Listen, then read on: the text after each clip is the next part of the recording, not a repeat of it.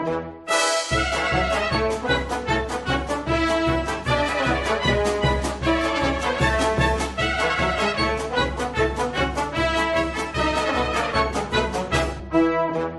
boys and welcome to Mr. East Classroom. Today we'll be talking about the tools of the geographer. Now what do we mean by the tools of the geographer? Well, by this we mean those basic tools and instruments that geographers use to look at the world and understand the world and things that go on in it.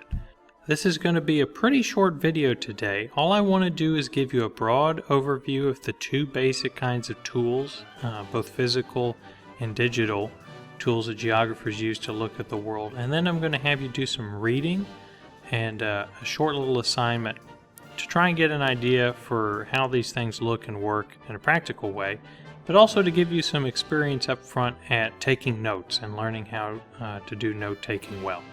So the first of the two basic tools we're going to be looking at today are globes. You have definitely heard of globes and you've definitely seen globes, but maybe you haven't thought of them in distinction to the other tool, which is a map. So formally, a globe is a 3D model of the world. So that means it has at least 3 dimensions. It has depth to it, right? Usually you will find these as being round. But we can have digital globes too. So one that we've looked at would be Google Earth, right? Google Earth functions in a sort of 3D way. You can scroll around the world and spin it.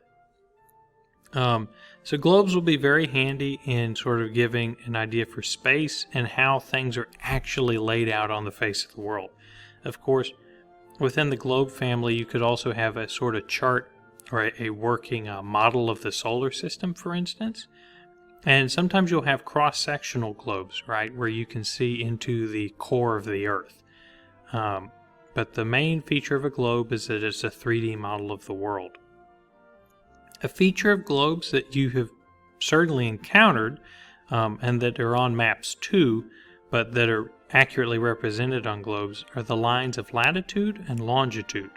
Latitude and longitude are how coordinates are derived on maps and globes and can give you or help you to find the absolute location of a site on Earth.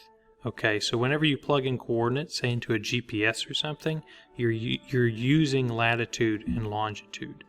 Remember, latitude basically are the lines that go sideways, east to west, on a globe or map. And longitude are the lines that go up and down or north to south on a globe or map. Lines of latitude are known as parallels, and lines of longitude are known as meridians. Moving on, the next tool, which is very similar to a globe, but which is a 2D model of the world, is a map. Now, we've all seen maps. We use maps regularly. I love maps. I hope you love maps too. We're going to be looking at them a lot. But the key distinction is that a map is a 2D model of the world. Now, there are many types and varieties of maps. I'm going to have you do some readings on the various types, what they can look like. They're much more commonly used. Now, whenever you see a globe, usually a globe attempts to be a pretty accurate representation of the world. Usually a globe is going to have all kinds of features on it. So political lines, geographic features like mountains and plains and oceans, etc. A map, however, while it can include all of those things, like this old map here, which shows both physical features, topographic features, as well as political lines, maps can also be thematic, which means that they focus on one kind of feature, whether that be political, human features. It can be, say, a map of world religions or cities, or it can be a map of topographic features, mountains, and all those sorts of things. You'll look at the differences in that soon, but I just want you to know that maps are 2D models of the world, globes are 3D models.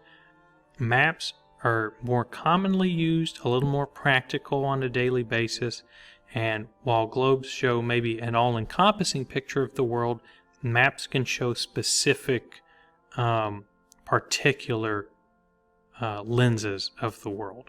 that'll be about it for today's video. I know, very short, but I'm going to want you to do the assigned reading and the accountability assignment, and then submit the activity for me, or submit the actual assessment for me.